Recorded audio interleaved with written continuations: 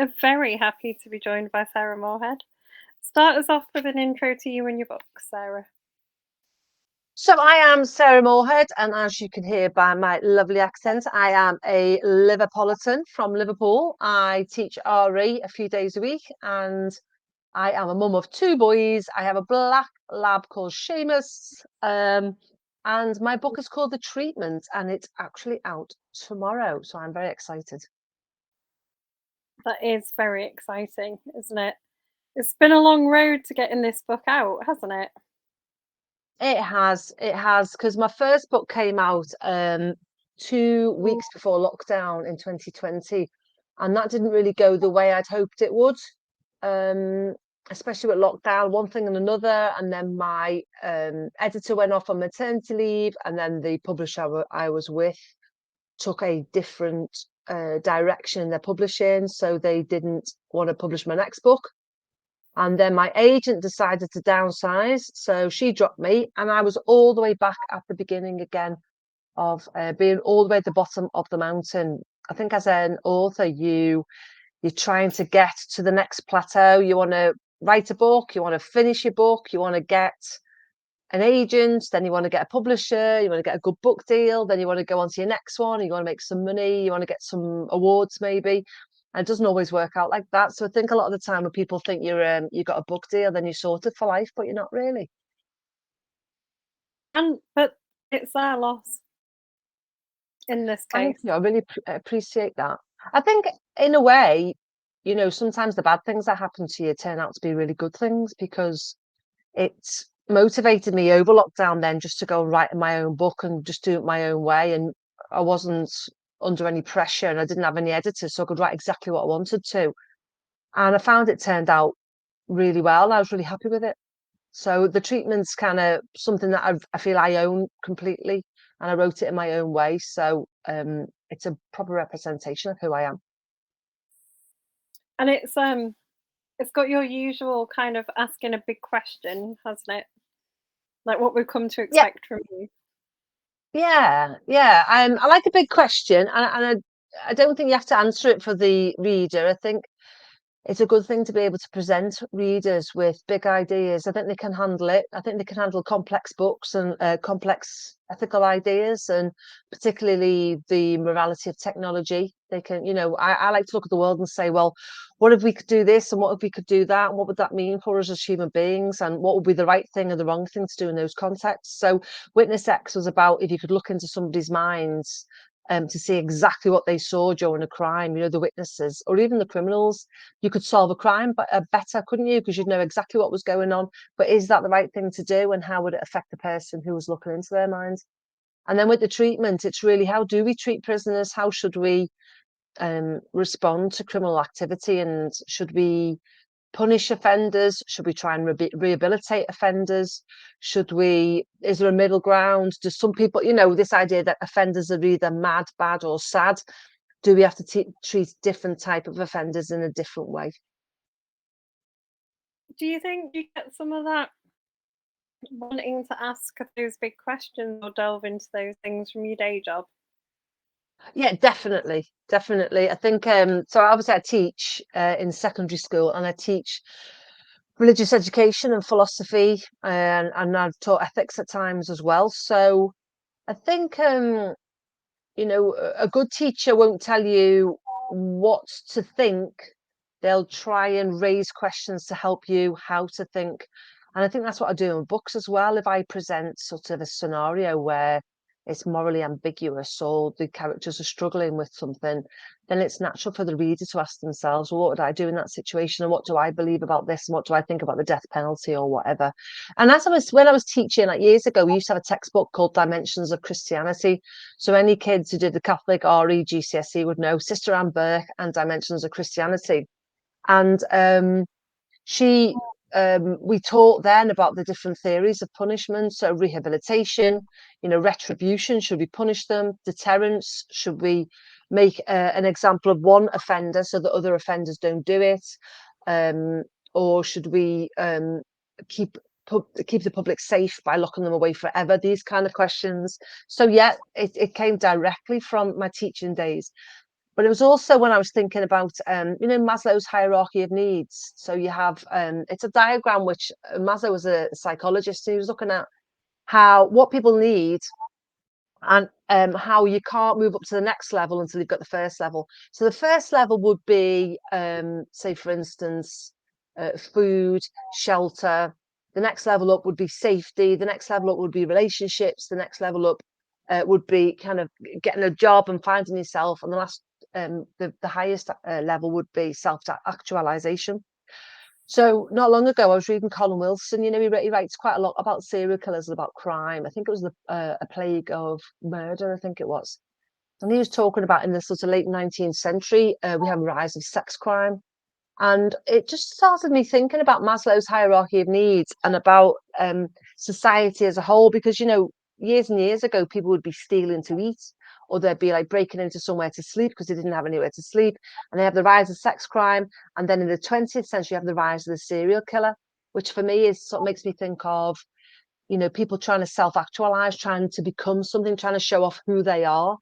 So I started just thinking about these levels, and I thought, well, what do you do with offenders if they're stealing because they need food? Surely we should just get them food, and that would stop them offending. If they was, if, tier two, and so that's tier one in my book, the treatment. People at tier one really getting their physical needs met. And then up at tier two, we're looking at people with addiction, PTSD, trauma, psychological problems. And my protagonist, Grace, she works in that. She's a psychiatrist, and she works with those people, trying to help them to overcome their problems so they become functioning citizens. But then when we go up to the third level, it's aversion therapy, which, like in Clockwork Orange, where people are the company basically use drugs and um, hypnotherapy and things like that to make the criminal feel that what they did to somebody else was getting done to them. Because I think some people would like that as well. I think some people would like to feel as though criminals had, they had a taste of their own medicine. I think that would be satisfying for some people. But is it right? I'm not sure. No, I'm not sure either. I don't teach RE, but I've worked with people who are young offenders, and I do believe in Yeah. second chances. Yeah, definitely. And there's a lot of our kids in school, they're young offenders, or their parents are in jail or whatever, in prison. And they always strike me as people who really need looking after, and they've lacked something and they need more. And I think because obviously crime causes a lot of upset and disruption and costs a lot of money, but keeping people in prison costs a lot of money. But it would also cost a hell of a lot of investments to go all the way back to the beginning and support families and try and make society a more stable place so that people didn't have to commit crimes, or they didn't need to commit crimes. And then obviously we'd only be left with the naughty people who really want to just do bad stuff for the sake of it. That's oversimplification, but you can understand sort of where we're coming from. Yeah, but I think that's a really interesting start just on its own for the book, isn't it? And then you've got like all of the other things that happen in it as well. It's just, I think when you're already starting to tackle something that's going to leave you thinking, you're in for a good read. Hope so. I hope so, yeah. And then I didn't want it to be like too preachy, I didn't want to come across as like didactic, like I'm teaching GCSE. So I really tried to put the human heart in it by looking at Grace and her foster brother Remy. So basically it's the book starts when Grace is in prison with her mum as a little girl, because in the dystopian society, when you're under 6 years old and one of your parents goes to prison, if they're your only carer, you can go into prison with them. So she kind of grows up as a small child in prison, and so she knows what it feels like, and she understands the difficulties associated with that. But she's very, very close to Remy, who I would describe as her foster brother in a way. And when she grows up, she works hard and gets out of the difficult life she's had and becomes a psychiatrist and does really well. But Remy goes the other way, and he gets into a lot of trouble. And it comes to the point where Remy's going to get sent to tier 4, which is horrible. And you'll have to read on to find out what tier 4 is. but she decides that she might be able to help him. There might be something that she can do. And Tearful's really for sort of the psychopaths. And I'm very interested in psychopathy, purely because there's such a small amount of psychopaths in the world, but they do so much damage.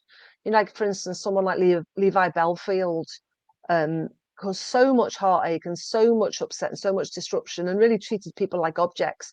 Or Robert Napper, I don't know if you saw on Facebook, but last week I went to a Waterstones interview in Liverpool one between Kerry Danes and Ben Cave. They're both forensic criminal psychiatrists. And unfortunately, Kerry wasn't well and she couldn't make it. So I said, "Oh, I'll do it. I'll do the interview." And when I said it, I went, "Oh, Sarah, what are you doing? You don't know that." But I mean, read up about Robert Napper, and Ben Cave. Dr. Ben Cave worked at Robert Napper, and he was the guy, do you remember, who was convicted of killing Rachel Nickel on Wimbledon Common, and she had a little boy in a buggy with her? And he said, Napper said he was what we call a solipsist. He thinks he's the only person who's real in the world, and everybody else is like cardboard cutouts. And before he got done for killing Rachel Nickel, he killed a mother and a little toddler. And he said, "I just wanted to see how they worked. I killed them, I cut them open because I wanted to see how they worked." And so you have these kind of people who live and move in the world, and you wonder what is wrong with them, And Dr. Cave was saying, well, they're not ill as such. Psychopathy isn't an illness as such. And I've always been really interested in it. And so I started thinking, well, if it's not an illness, it's obviously something wrong in the brain or the way the brain works. I wonder if there could be something where we could cure it. And it goes two ways, doesn't it, as well? Because not every psychopath is necessarily evil. Not at all. Not at But all. I mean, they reckon there's 1 in 100 people are psychopaths, but I think that's probably an overestimation. But then you have the thing about psychopaths is that they have a lot less empathy. So it's kind of handy if you're a surgeon and you have to do difficult operation, then your emotions won't get involved. They won't stop you doing a really good job when you're in the operating theatre. Or if you're a CEO and you have to sack a lot of people and you have to really cut back, I couldn't do that job. I couldn't take people's jobs away and their livelihoods. But if you're a psychopath, you can be very efficient. So yeah, I would say there are lots of psychopaths around. They say it's very high in surgeons and lawyers, and it's very low in teachers. We're very empathetic, and nurses very empathetic. Although, as we know, very very sadly last week, with Lucy Letby, I'm not saying she's a psychopath because obviously I don't know, but there was obviously something wrong there. Very narcissistic. Um, so it's not always you can't always tell who's who, can you?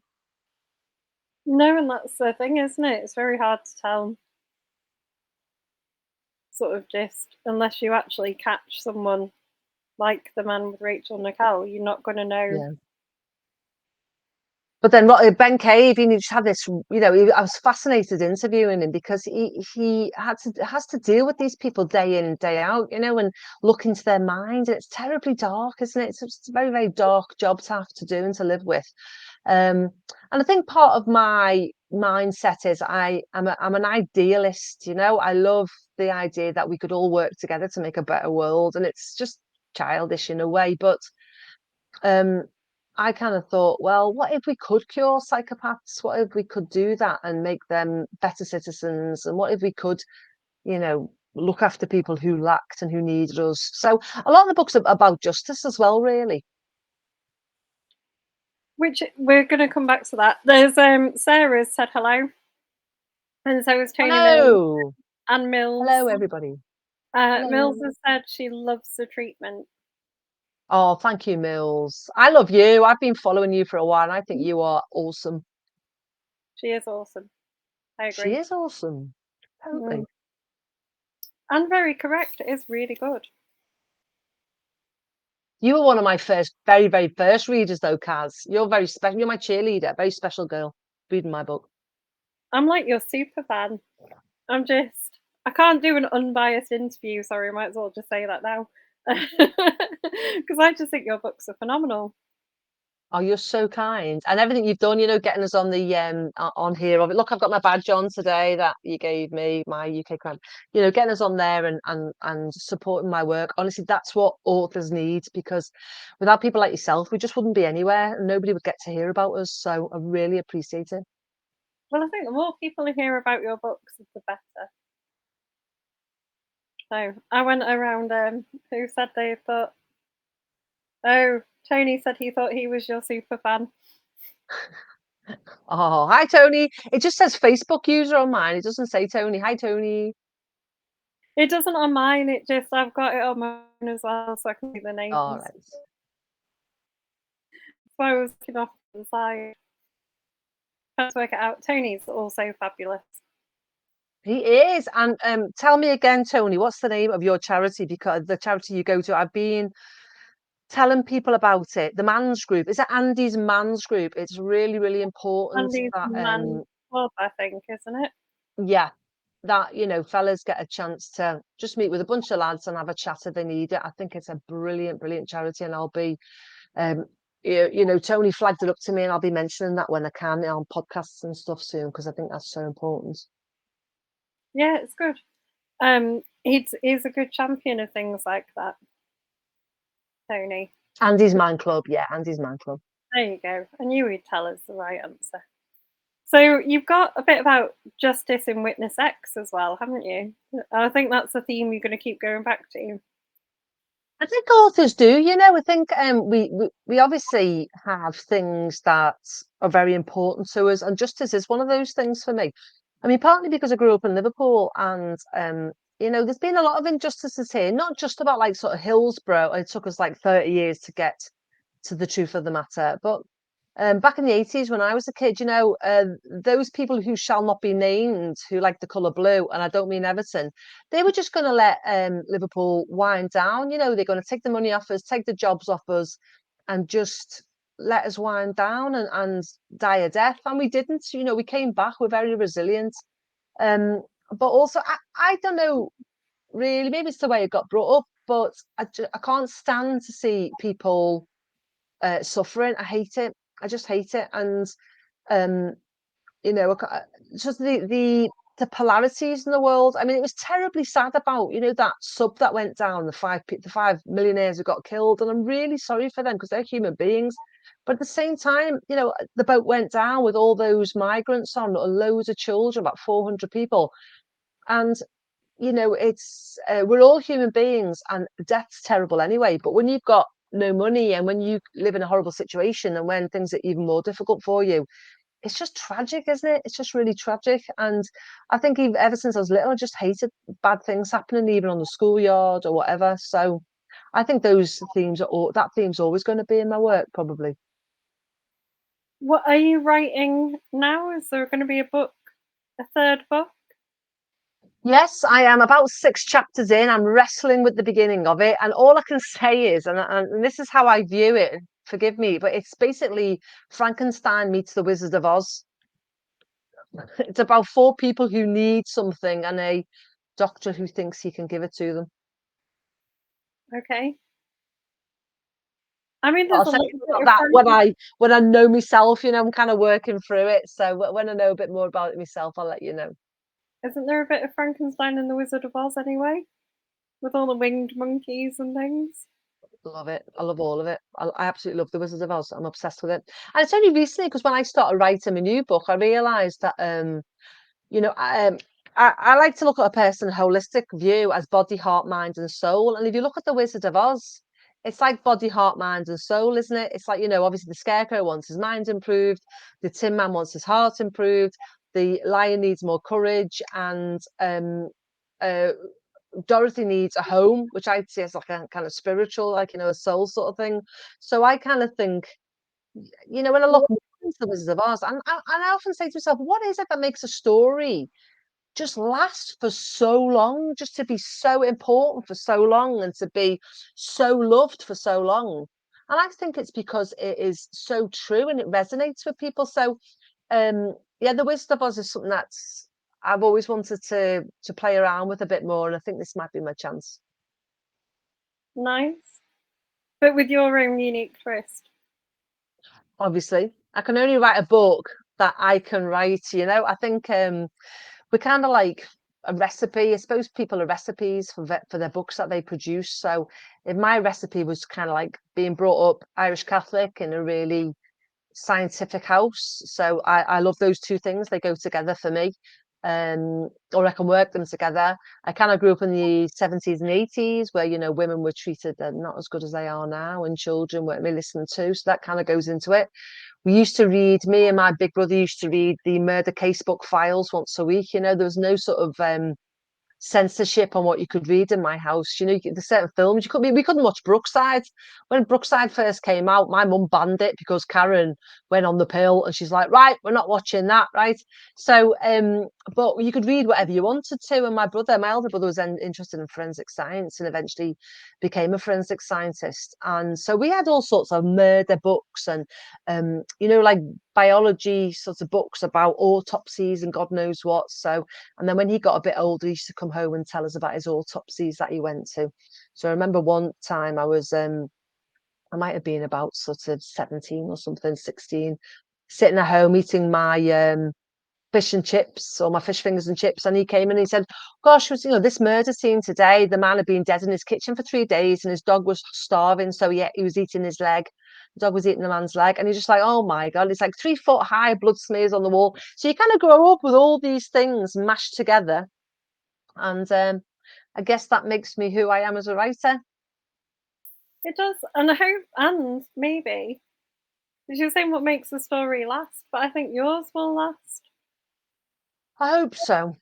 I think it asks some big questions. I hope it's not. I don't think it's too preachy, but I think we should just get people to think about, yeah, to think about big questions. It depends what you want out of a book. Oh, hold on, I've just seen Donna's there. Hello, Donna, darling. Happy birthday for last week. Um, I think it depends what people want out of a book because some people literally want just a nice, light-hearted romance, or some people want, you know, something deep and dark and grim, and some people want like slasher stuff. I like to. I always think mine aren't too dark, but actually, when I look back, they pretty are, aren't they? Really, some gruesome murders goes on, but I want it with a lot of heart and a bit of thought to it. So just to ask some questions and get the reader thinking. I think the best books are books that you can't stop thinking about when you finish them. They're my favourite books. I would think your books would be things like, you know, when you go and see Blade Runner at the cinema and you're like, I love that. I need to go and watch it at least another two more times to get all the Yeah. layers.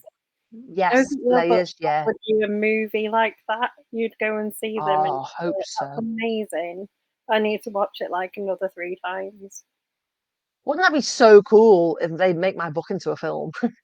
It'd be I'd a be really made up. good be a film like I that would be really good. I think it'd just be one of those where everyone went and like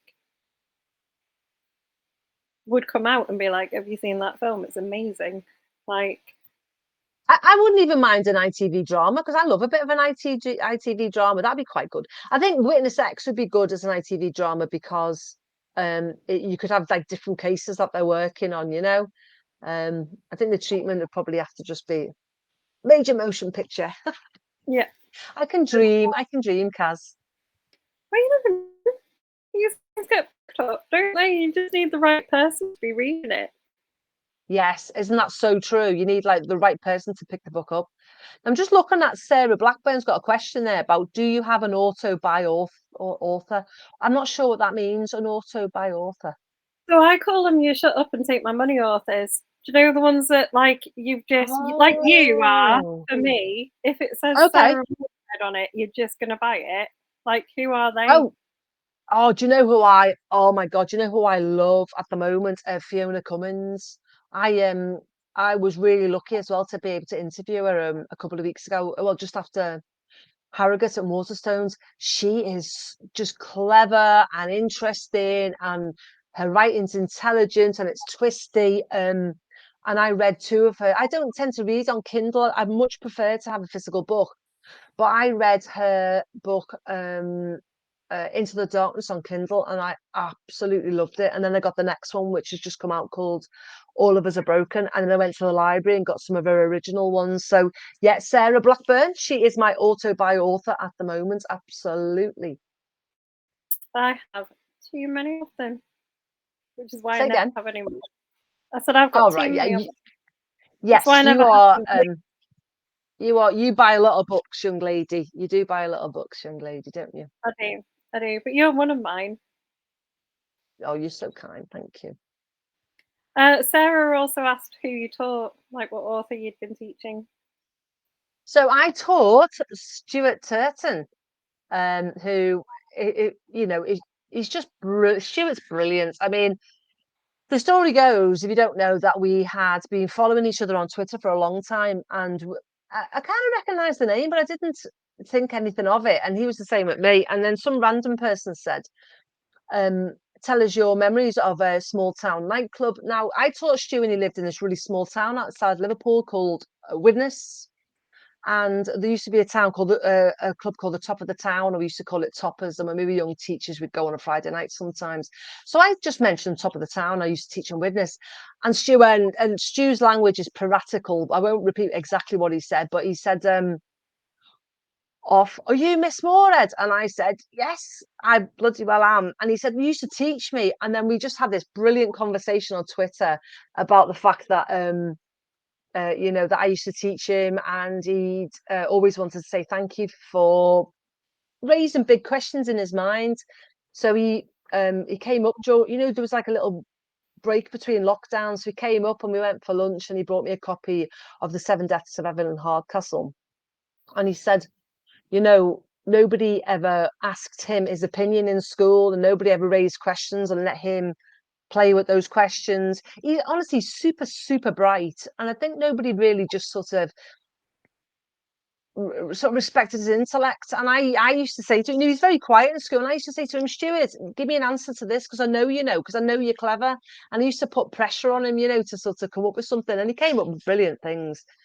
And I don't think anybody had done that. I thought they'd just let him be quiet and get through school. So he basically said, um, all those things that we talked about in our lessons, and the philosophy and the ethics and whatever. He said, I don't have any answers, but all those questions came together and helped me to write The Seven Deaths of Evelyn Hardcastle. And if it hadn't been for you, I wouldn't have written this book. And I always wanted to say thank you. And it was just one of the most amazing moments of my life, because when you teach, as you well know, you don't really know what good you're doing, do you? You don't know where it's going to go, if it's going to help. You don't know if those ideas that you've given people are going to come to anything. So to sort of meet an adult 25 years later, and for them to say something like that, and to have produced such an amazing piece of work, um, it was just very validating for the choices that I'd made going into teaching, and it just made me really happy. I think moments like that do. I went to an ex-student's final year art show once. Got Oh, invited with his art teacher, and that was really special because he'd yeah, had a tricky time, and it was yeah. kind of nice to know that he'd like done. Like you saw him in town and he'd come up and say hi, but then he invited us, and it was really special. Oh, well, I mean, I'm having a book launch like on Friday, my friends and family, and there's a couple of kids who are coming to that, who are like obviously in their 30s now. But we used to have a little writing club called the Inklings, and we just used to write and read together and that kind of thing. And they're adults now and coming to support me now, and a couple of them have gone in. Well, there's about three of them. A couple of them have gone into the publishing industry and writing books and stuff. So it's lovely, isn't it? Oh, Sarah says, "I wish you would be my teacher." I'm all right sometimes, Sarah, but to be honest with you, sometimes I'm a bad crank as well. So, good days, bad days. Good I days, think bad that's days. true of every teacher, though, isn't it? I Oh, it's a I've had difficult good job, difficult moments. job. I've had good moments as a teacher, and then I've had days where I've walked into a lesson and been like, I don't know what I'm doing. Exactly. We're It's only gonna be. human. I'm gonna see how what happens. Sarah saying she went to a convent. I'm guessing she said she went to like a Catholic school. Well, you might have remembered Anne Burke's Dimensions of Christianity, Sarah. That's where partly what inspired us. Donna's saying, "I reckon Sarah would be terrifying." Oh man, I've got a bad temper. My great uncle, Mr. Moorhead. Mr. Frank Moorhead. He taught in a place called Kirby, which is just outside Liverpool, in an all boys school called St Kevin's, and they used to say about Mr. Moorhead that he was 90% saint and 10% psychopath. And I think that's a genius. I think that's me all over. I think he just kind of was a really, really good man. And every now and then he should just go, I've had enough. So I relate to that. I am very rarely shout. As a teacher, I have a terrible temper. You get frustrated, don't you, though, at times? You know, just frustrating sometimes. Yeah, I've just worked at places where the sort of levels are more extreme, if you know what I mean. So you Yeah. don't Mm. tend to shout, you tend to go into like doing things like a physical restraint or Wow. something like Mm. that. So Yeah. Yeah, so that's a different ball game altogether, I think. Yeah. mm, Yeah. Although very I'm not big. lying, I want to write because I would like to make a couple of bob and retire soon, really. You know, I think I put 28 years in, so I feel as though I've contributed to society, but Yeah, it's you know, you're there's ready just to only be so much writing you full can do. time now. Yeah, yeah. Haven't you got a Waterstones launch as well for your book? Yeah, I've got a Waterstones launch as well next week. How cool is that? That is like that's an author Amazing. goal, isn't it? Hashtag author goals. So yeah, so but I mean, it's mainly because I couldn't really look at it. You know who it was? It was Luca Veste, um, or Luke Vest as I call him. I always say he tries to sound more exotic, but his name's really Luke Vest. He did my first book launch. He was so kind, and he came. He lives over the water. He came to Liverpool to do my first book launch, which was just a party I had in a local you know place, hiring place. And he does a lot of conversations in Waterstones, and he suggests put my name forward. There was some female crime writers coming up, and he was saying, "Well, why don't you ask Sarah because she's a female crime writer?" And then I started getting into the interviews, and it's brilliant. You know, it's such a buzz to go there and you know to meet. I mean, like the other night, I was out. Believe it or not, I interviewed Claire McIntosh, Fiona Cummings, and C.L. Taylor. And then we all went to a pub round the corner, which was called the Old Bridewell. And it used to be about 30, it stopped being a police station 30 years ago. But it's sort of like this really quaint Victorian bricked high wall sort of yard. And then you go into the building where the police cells used to be. And all the police cells have been made into sort of little drinking booths, and they've got like a long table and benches, and the doors are left open. And it's absolutely perfect, you know, for crime writers. So I was sitting in there having a drink with them, and I was just thinking, oh my God, you know, these are some of my absolute heroes. And I'm sitting in there having a drink with them. It's just amazing. It's really different, isn't it, doing like an interview on stage to like even I something think like so.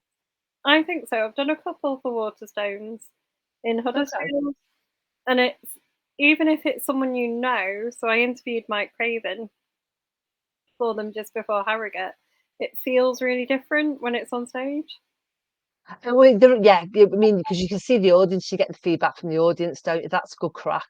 I always make jokes as well, which I shouldn't really do because sometimes it's dead serious, but I can't help myself.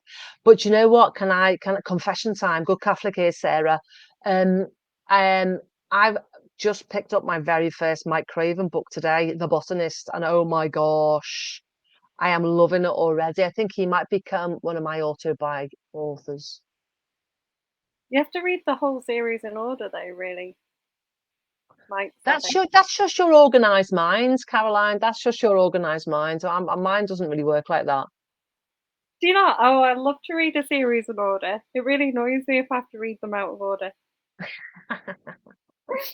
Well, I haven't thought about writing any series yet. So my editor suggested to leave Witness X, leave the end open, because that could be turned into a series at the moment. That could have been made into the series.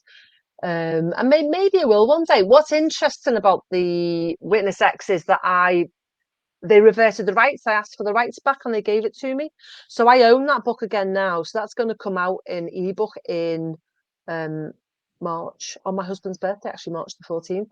So I get that back, and then if what I'm praying is if the treatment sells well, then they'll put Witness X in paperback as well, and then I might actually start making a bit of money one day. I might earn a bit more money than my Paperboy, which is my dream next.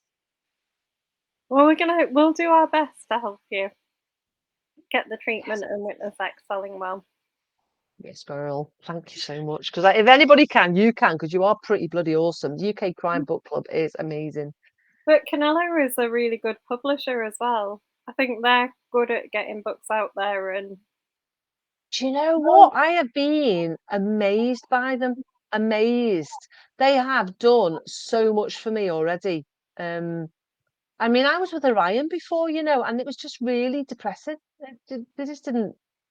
They just let me. It was weird, a weird experience. They just kind of. Sam was great. My editor was great. She taught me a lot.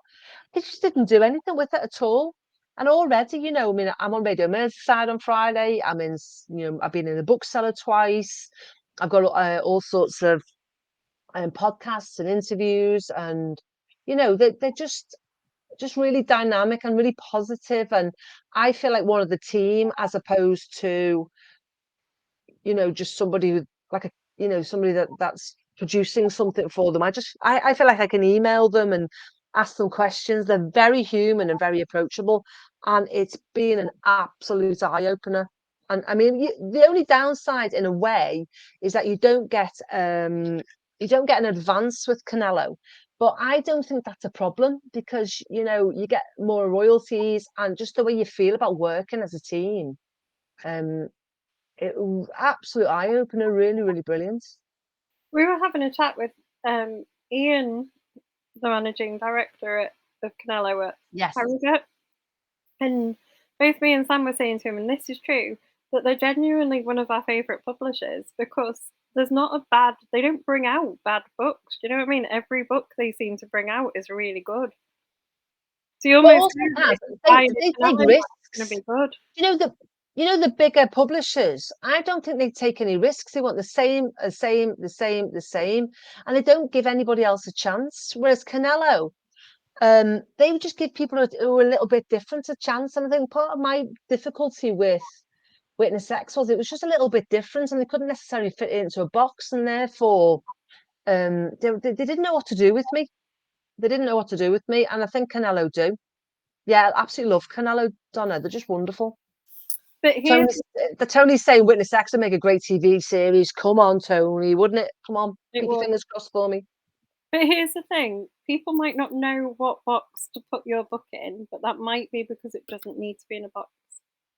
Do you know what I mean? Some authors write books that are just so good, they just need to be like on their own and sort of seen as their own thing. You know, Well, yours like is Stuart like Turton. literally Stuart classic, Turton's the really. same, isn't he? He's in between, isn't he? And then no, nobody needs. Don't put baby in the corner. Don't Exactly. put. You don't need to, but you wouldn't put. So you wouldn't go and buy like a Philip K. Dick book, would you? You wouldn't go say Blade Runner isn't like a proper crime book. It's not Yeah, sci-fi either. yeah. Where do we put it? Yeah. What? Why? Why would you not publish that? It's one of the best things that's been written. It's just like Witness X Mills is saying, things as well. "Let's smash the boxes." She's saying, I'm "Smash the with Mills. boxes." But also it's about the booksellers. A lot of that is about the booksellers and where they see you on the shelf. And what's weird when you go into Waterstones at the moment, I'm buzzing off myself because I've got a book in sci-fi and I've got a book in crime, right? But if you go into the library, I'm under adventure. So the library seem to manage it okay. I don't think it's right for people who are like booksellers or publishers to just decide that people want something that fits into the box. Like Mills says, there's lots of Yeah, readers who read all sorts of things. yeah, We yeah. just need to get rid of them and let people be able to make their own minds up. We need to trust the reader. You've got to trust the reader and say, they can read the back of the book, they can read the blurb, they can see the cover, they can get a sense of what it's about. So we've got to trust the reader. Oh, look what Donna's saying. I'm unique, special, awesome, and I can't even say uncategorizable. Donna, you are such a little angel. Thank you, beautiful. Oh, She's worded it brilliantly. isn't she? I love that. Isn't the cover for the treatment as well fabulous? You've got such a good Look cover up. for it. And can you see I've got a bit of foil? See, it's gold. And my little boy goes, well, he's not so little anymore. He says, Mom, it looks as though the monitor's actually working because when when the light catches, it looks like it's going beep. So it is good. Look, my necklace to match. Look, the branding. Mm. Did I'm you? made up with it. It's a guy. There's a guy called Andrew Davis, and basically, Andrew Davies designs. And if you look at his books, I think I've put it on. I think I've got it on my website. I'll make sure it's on my website. He produces the most beautiful artwork for books. Really fantastic. I didn't have any input because I wouldn't have a clue where to start. But he looked at the book, and if you've read it, Caroline, you'll know the red and orange is like the flames, if you know what I mean. Wink, wink, and the eye, obviously, it's like kind of clockwork orangey and whatever. So yeah. Was that a bit of an influence on you? What would you say your kind of book or kind of other influences are for? Well, I would definitely have to say, like growing up in the 80s, absolutely loved all the films, sort of like Terminator, Robocop, Blade Runner, Time Cop, Deja Vu in the 90s with Denzel Washington. I am so going to write a time travel book at one point. Um, books wise, I was always obsessed with Roald Dahl as a kid. I'm talking about the when I got into my teens, sort of, um, it's Tales of the Unexpected. Absolutely love stuff like that. So I'm just putting a light on here. Um, what else would I think? Definitely the kind of casebook murder files. Have you ever seen the film called The Jacket with Adrian Brody? Oh my God, it's so good. It's speculative kind of crime. I love that book, that film. I like Minority Report. I'm just trying to think what other book. I'm having a little look around here. Do you know I love Patrick Susskind's Perfume. Have you read? I'm quite kind of eclectic with my reading, and I love Clockwork Orange. I didn't read it till about 10 years ago. I discovered it as an adult, which sometimes is really, really good. I love Margaret Atwood. Again, I didn't discover her till I was in my 40s. Love her. And then I love stuff like, there's a brilliant book I read by Susan Greenfield called Tomorrow's People. It was written in the year 2000 about the way the future would be. And one of the chapters was learning from home via computer. And I read it over lockdown and I was teaching online on computer. I thought, how prescient was that? It was so weird that she saw those things. And there's a book called To Be a Machine by Mark O'Connell about transhumanism and people having things done to them to live longer or to improve their life, and that kind of, I think there's a bit of, hopefully going to have a bit of transhumanism in my next book. And then I love John Ronson, The Psychopath Test. I think it's one of the best books about psychopathy. If you want to understand what psychopathy is, that's just brilliant. Um, so those kind of things, really. Kind of fiction wise, as I say, Atwood, Roald Dahl. I love the Book of Human Skin by Michelle Loveridge. I mean, again, that's historical. It's historical crime, so quite a sort of wide range, different sort of books, and it all feeds in. It all makes a big recipe, doesn't it? It does. I've got a treasured like signed Margaret Atwood book. Love her, Yeah, she was at Ilkley Literature Festival. really. I went to see her. Yeah, it was when she was doing do you know the trilogy with like Oryx and Crate? Yes, yeah. Yeah, it's Hey, when hey, do you know what I was watching lately as well? I just thought, sorry to interrupt you, just thought, I've been watching. I really recommend it if you're a writer. I really recommend Alfred Hitchcock Presents. So they're like short little sort of plays. They're only about 20, 25 minutes long. They're black and white. They're old school. They go, all the ladies and gentlemen speak like that and they speak lovely. And they all, they're this lovely kind of 50s and 60s clothes. But they're very short stories. And there's about 300 of them. And they're on, maybe on ITVX or Sky. Um, and it's just brilliant to get your juices flowing. When you're trying to think about a story and writing a story and what you want to say. Yeah, love them. Yeah, Milts. I know Trevor really well. And I stay with Trevor when I'm up in Newcastle. Love Trevor. Love his Jimmy Mullen. Love dog. just have a look at the questions there. But things like Alfred Hitchcock and Roald Dahl, just to get your brain popping, just to give you a bit of excitement, something interesting, I think they're great. I used to love Roald Dahl when I was little. And then I went through a Jules Verne phase, which might be why I like Really? speculative things. Yeah, Oh, wow. went through a phase when I was about 10 of just reading loads of Jules Verne books. Lovely. That's lovely. As I said, there wasn't any sort of um, censorship of reading. So I think I read The Amityville when I was about 11 or 12, and those kind of books. And then Pet Cemetery, absolutely love Pet Cemetery by Stephen King and those sort of books. But I think reading is such a way of escapism. It's such an escapism. It's such a you just feel you're in bed with your cup of tea and your biscuit and your hot water bottle, and you feel safe and secure, and you're reading about these worlds. And I think books just make life really worth living, don't they? And they can really support you and get you through difficult times and give you rest and relaxation and refreshment and stimulation. I just think they're absolute magic. Yeah, me too. My dad used to have a thing where he'd try and bring me home books from like the market and stuff to find one I wouldn't read. One like Oh, I'd give up on. right. So I've read all sorts of random nonsense because he'd bring back. Like, Random. I call it like promiscuous reading. Like promiscuous is in the sense of you'll read anything. yeah, we'll literally read anything. Yeah, look, Donna's saying she read Flowers. Yeah, I read Flowers in the Attic as a young teenager as well. Yeah, like bloody hell, wow. I've Wow, never isn't read it? that, but I know what it is about. I think I read The Thorn, but it's when I was about 13. And Shogun as well. That was brilliant. Shogun, one of my favorite books, I think. So, Yeah, just being able to access books and read anything, and because we're lucky because we weren't kind of obsessed by social media. So I think we were more bored. Nothing wrong with a bit of boredom. yeah. There was no. I was just. I went last weekend to meet my best friend from high school, and it was kind of nice to have, that like realize how different it was when you went to school.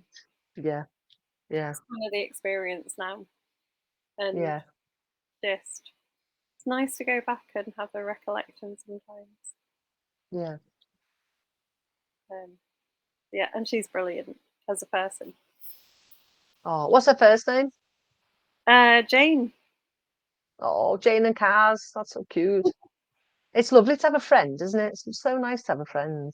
I love it. Well, we've lost contact a lot of times because she lives. I didn't go to school like I went to school in the Midlands Okay, or high school. I didn't go to all the schools in the Midlands, but I went to high school in the Midlands, and she still lives there. right. So we've kind of lost contact and then remade. But she's one of those people. It doesn't matter. It can be like 10 years since you've seen her, or like 10 days, and it'll still be the same. Yeah, my best mate's called Maggie, and we lost touch for a long time, and then we're back together now. But I've known her for 47 years. We've been good pals. I absolutely love her. And I was reading a thing on Instagram the other day, said like, people always talk about, finding the love of your life. When you think about your friends, they really are the loves of your life, and they're there, and it's so special to find friends, isn't it? There you go. Donna said her best friend and her live in the same town. Only Donna, me once a and my year. best, we live in different towns and we've seen each other twice this year. Yeah, and always make time for your pals because they're going to be there when everything else goes to pot. They'll be there, won't they? True. So you've got two standalones. You've got one you're writing that's potentially another standalone. You're not Yes. tempted to go back and revisit anyone? Yeah, well, yeah, I probably would revisit. As I say, would revisit a Witness X. There could be something done there. But as I say, I do fancy after this one I'm writing. I do fancy a bit of a time travel. I know that's kind of. Um, I think time travel puts people off if they time travel. But if you look at something like Gillian McAllister's Wrong Place, Wrong Time, I mean that was bloody brilliant, and that wasn't. That was a speculative fiction, speculative crime fiction, which I feel is how I describe my bag. It's not. It's not weird sci-fi kind of stuff. It just happens that she can travel back in time. So I would like to do something like that. So I've got lots of ideas for moving forward. Um, I don't know Diana Gabaldon. I'll have to have a look at that, Sarah. I Oh, don't she know wrote, her. is it Um, Outlander? You know, the one that's I on think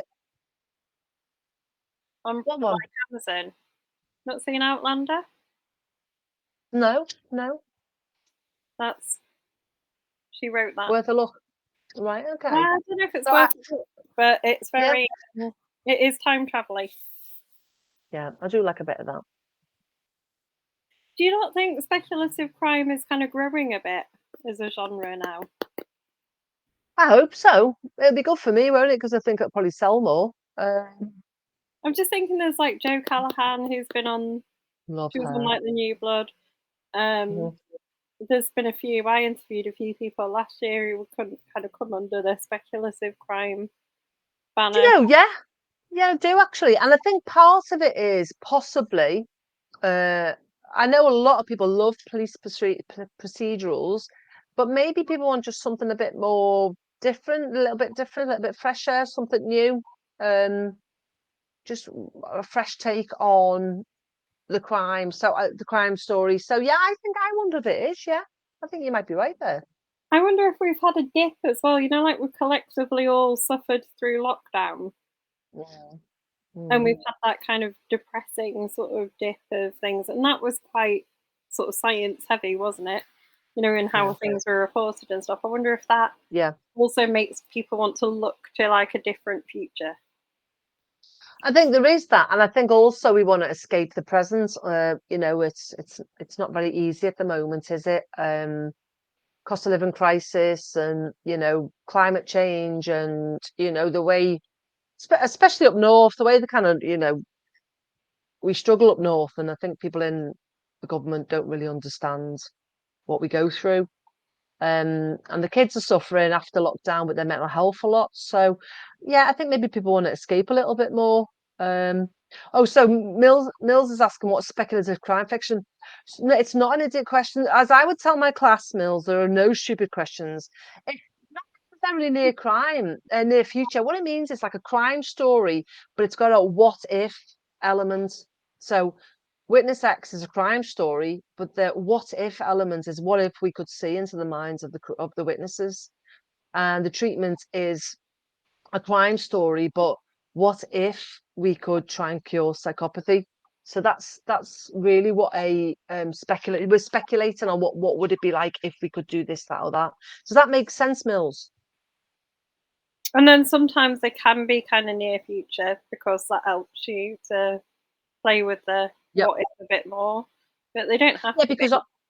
no, they could be like dystopian sort of. So the one I'm writing at the moment, I kind of imagine like it's kind of more like 1950s, but weird things are happening. I suppose because you're saying what if we could do this, that, or the other, it sounds like we're using futuristic technology. So I suppose people think it's futuristic, but it's really just kind of Black Mirror. So that's what it is, like Black Mirror. What if we could do this? I think how popular things like Black Mirror are, Yeah, you know, what they do. And it then you sort of weirdly see things that happen that are similar and you're like, oh no, I know. I know.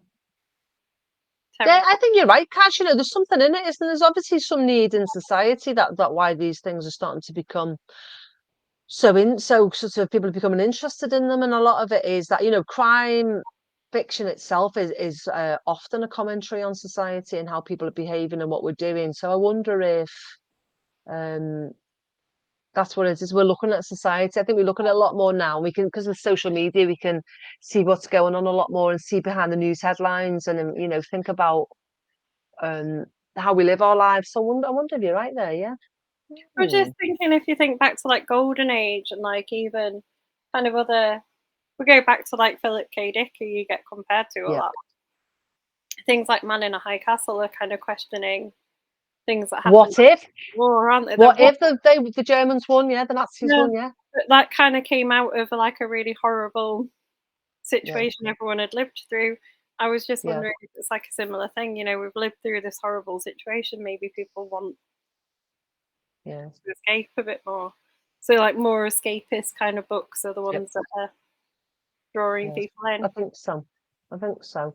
And what we went through, it was mad, wasn't it? You know, when you think now, getting out of COVID, it was just nuts, wasn't it? Crazy. So, yeah. It was, And and I it love was really, libraries. Sarah was just saying about libraries there. I love libraries. I often use the library and keep it going, and I would recommend. Really, yeah, and I think escapism is just it's not a bad thing to have a little break, you know. I don't actually have a library card, which is really bad. That's because you use all your money that you earn teaching on books that you buy, young lady. Probably true. So yeah, I could save some if I had a library card. There isn't really. You'd have to go to town to use the library though, where I am. Yeah, but you could get a big stack of 10 books, and that would last you for the week, and then you could go and get another stack. But you Yeah, can't sign a library book, can you? You can't sign a library book. you can, and I do have like a bit of a collection of signed books. I think you do. I do think it's nice. I've got a Witness X look on my shelf.